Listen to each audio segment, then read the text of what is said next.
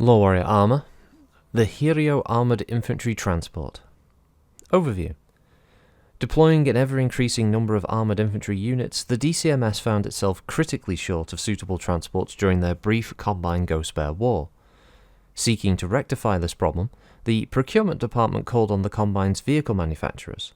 Many offered variants of existing hovercraft or VTOL designs, but it was Pesht Motors' Wing-in-Ground Effect, or WIGE craft, that captured procurement's attention.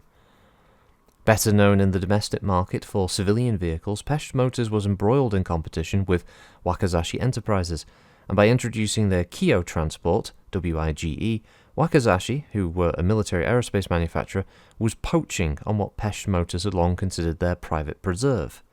In response, Pesht has started to develop their own wing-in-ground effect designs at their Unity production plant, and even before the call for a new transport would come in, trials for the Hiryo, or Flying Dragon, had made an impressive showing, prompting the procurement department, despite aggressive lobbying by Wakizashi executives, to order 50 of them for field evaluation. Capabilities. Powered by one of GM's new light fusion plants, the Hiryo's range and endurance is limited only by the crew. Meanwhile, the new Samarkand heavy ferrofibrous armour is the strongest produced in the Innisphere to date, outperforming the best that the first Starly could offer. This armour was acquired from Lyran Alliance forces by covert means. Well protected within the vehicle's core is a compartment large enough to transport 8 troopers in full battle armour.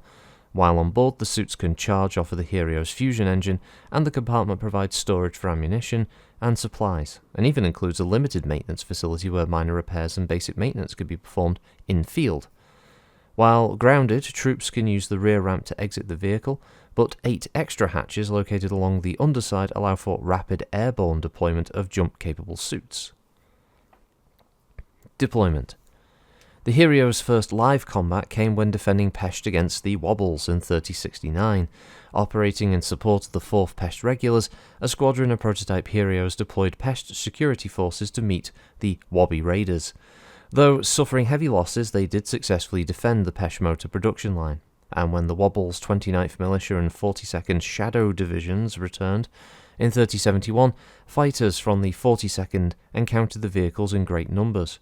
Heavily armoured and more agile at low altitudes, the Hiryos damaged several low-flying Defiance and Shiva Omni fighters. Meanwhile, the Hiryo's battle armour stalled the 29th's drive on the District HQ, forcing the invaders to deploy tactical nuclear weapons in order to carry the day. Despite the loss of Pesht, production of the Hiryo continues on Unity.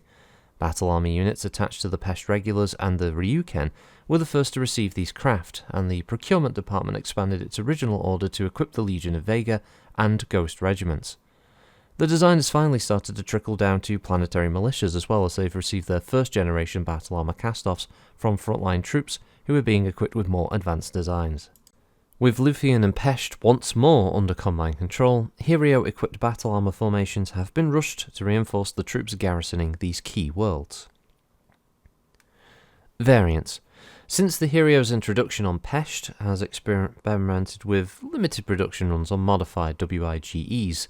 The first replaces the snub-nosed PPC with a pair of light PPCs, making the vehicle more slightly effective at long range. A second variant mounts an MRM-20 system and 3 ton of ammunition, and although this weapon is more effective than a PPC against soft targets, the loss of half of its transport capacity has limited deployment of the gunship model. A number of field refits have experimented with replacing some or all of the battle armor component capacity with other weaponry and equipment, but to date none have found favour within the DCMS. Notable crews: Peter Masoro, Bert Pantadimos and Sasaki Kenta. Attached to the understrength 10th Pesht Regulars on Nowhere, the 11th Nowhere Men have received an influx of modern equipment. Formerly crew for a Warrior VTOL, pilot Peter Masoru and gunner Bert Pentadimos are survivors of the DCMS's 30-day Wonder WIGE conversion crash course. Joined by Sasaki Kenta, a bear of a man who serves as their cargo master, the trio operate their Hiryo that they've christened Crash Course in anti-piracy sweeps along the periphery frontier. So believe it or not, this vehicle is 40 tons, but carries quite a punch. It's a 40-ton vehicle, movement type is WIGE, its power plant is a GM205 Light, cruise speed of 86 kph and flank speed of 129. Its armour is the new Samarkand Heavy Ferrofibrous, and it mounts a single Lord's Light 2B snub-nosed PPC. Manufactured by Pesht Motors on Unity primarily. Its communication system is the Neil 400 and its targeting and tracking is the Chichester ASR 26. A beautiful system, by the way, the Chichester ASR 26. I have an entire series talking about the Chichesters. You should check it out when you get a chance.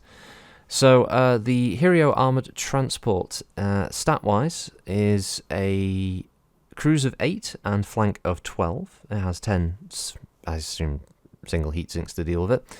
It doesn't say otherwise. It has 34 armour on the front, 30 on the sides, and 25 on the rear, with the snub nose obviously being located there in the front, as you can see from the art. And it has a battle armour compartment in the body, so basically the whole body section of the vehicle. It's surprisingly well armed and armoured for what it is. It's basically just like a really strong hover PPC, essentially. I was like, air-capable PPC that can just drop very scary power armor infantry on people as well. The fact that it can drop them from the air as well means that they don't have to get too close to enemy forces if necessary. And it can defend itself quite admirably. I mean, a snub-nosed PPC is a decent amount of damage. And definitely the kind of thing that you could imagine is used quite a lot for things like, obviously, frontline assaults, being able to drop infantry or power armor suits like Kages and stuff, I imagine, in sort of quieter areas where they can move around stealthily, that kind of thing. Obviously, this being in 3075, this vehicle won't be too particularly common. It doesn't actually have a year of manufacture, and I don't remember reading one, but yeah, if we're talking about the wobbles, we are like post Fedcom Civil War, that kind of thing. So this wouldn't have been around for a particularly a long time beforehand. Still, great little vehicle. I do quite like it, and it doesn't look too bad either. So that's the Hiryo Armoured Infantry Transport. The scary developments of when battle armor suits start getting their own private taxis that are also well armed and equipped. So as always, thanks for listening, everybody. I'll catch you on the next one, and have a good week. Bye bye.